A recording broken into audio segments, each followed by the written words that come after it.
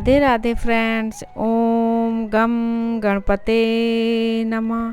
ओम नमो भगवते वासुदेवाय। श्री नारायण स्तुति। नारद जी द्वारा स्तुति। देव ऋषि नारद जी भगवान के परम प्रेमी और समस्त जीवों के सच्चे हितैषी हैं। भगवान श्री कृष्ण द्वारा केसी असुर का वध किए जाने पर नारद जी कंस के यहाँ से लौटकर अनायासी अद्भुत कर्म करने वाले भगवान श्री कृष्ण के पास आए और एकांत में उनकी इस प्रकार से स्तुति करने लगे। सच्चिदानंद स्वरूप श्री कृष्ण, आपका स्वरूप मन और वाणी का विषय नहीं है। आप योगेश्वर हैं। सारे जगत का नियंत्रण आप ही करते हैं। आप सबके हृदय में निवास करते हैं और सबके सब आपके हृदय में निवास करते हैं। आप भक्तों के एकमात्र वांछनीय यदुवंश शिरोमणि और हमारे स्वामी हैं। जैसे एक ही अग्नि सभी लकड़ियों में व्याप्त रहती है, वैसे ही आप समस्त प्राणियों के आत्मा हैं। आत्मा के रूप में होने पर भी आप अपने को छिपाए रखते हैं, क्योंकि आप पंचकोश रूप गुफाओं के भीतर रहते हैं। फिर भी पुरुषोत्तम के रूप में, सबके नियंता के रूप में और सबके साक्षी के रूप में आपका अनुभव होता ही है। प्रभु, आप सबके अधिष्ठान स्वयं अधिष्ठान रहित हैं। आपने सृष्टि के प्रारंभ में अपनी माया से ही गुणों की सृष्टि की और उन गुणों को ही स्वीकार करके आप जगत की उत्पत्ति, स्थिति और प्रलय करते रहते हैं।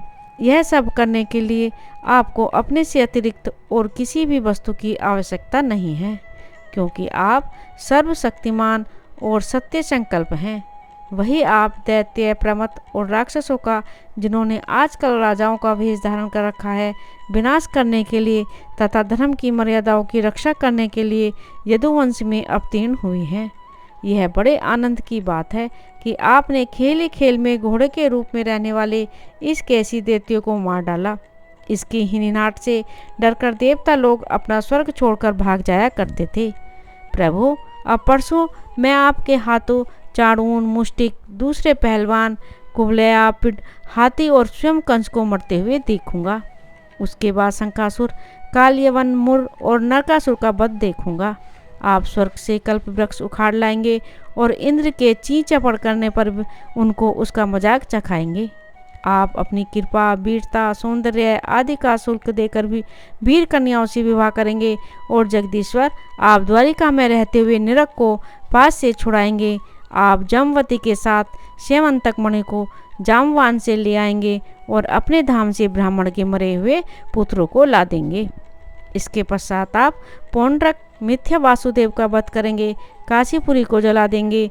युधिष्ठिर के राजस्व यज्ञ में चेदीराज शिशुपाल को वहां से लौटते समय उसके मौसेरे भाई दंतवक्त को नष्ट करेंगे। प्रभु, द्वारिका में निवास करते समय आप और भी बहुत सी पराक्रम प्रकट करेंगे, जिन्हें आगे चलकर पृथ्वी के बड़े बड़े ज्ञानी और प्रतिभाशाली पुरुष गाएंगे। मैं वह सब देखूंगा। इसके बाद आप पृथ्वी का भार उतारने के लिए काल रूप से अर्जुन के सारथी बनेंगे और अनेक अक्षौहिणी सेना का संहार करेंगे। यह सब मैं अपनी आंखों से देखूंगा। प्रभु, आप विशुद्ध विज्ञान घन हैं। आपके स्वरूप में और किसी का अस्तित्व है ही नहीं।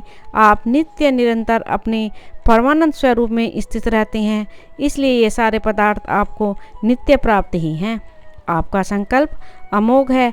आपकी चिन्मयी शक्ति के सामने माया और माया से होने वाले यह त्रिगुणमय संसार चक्र नित्य निवृत्त है, कभी हुआ ही नहीं। ऐसे आप अखंड एक रस सच्चिदानंद स्वरूप निरतिशय ऐश्वर्य संपन्न भगवान की मैं शरण ग्रहण करता हूँ। आप सबके अंतर्यामी और नियंता हैं, अपने आप में स्थित परम स्वतंत्र हैं। जगत और उसके अशेष विशेषों, भाव अभाव रूप सारे भेद विभेदों की कल्पना केवल आपकी माया से ही जुड़ी हुई है। इस समय आपने अपनी लीला प्रकट करने के लिए मनुष्य का सा ऐश्वर्य विग्रह प्रकट किया है और आप यदु, वृष्णि तथा सातवत वंशियों के शिरोमणि बने हैं। प्रभु, मैं आपको नमस्कार करता हूँ। राधे राधे। ओम नमो भगवते वासुदेवाय। मेरे इस चैनल को ज़्यादा से ज़्यादा सब्सक्राइब करें, लाइक करें और शेयर करें।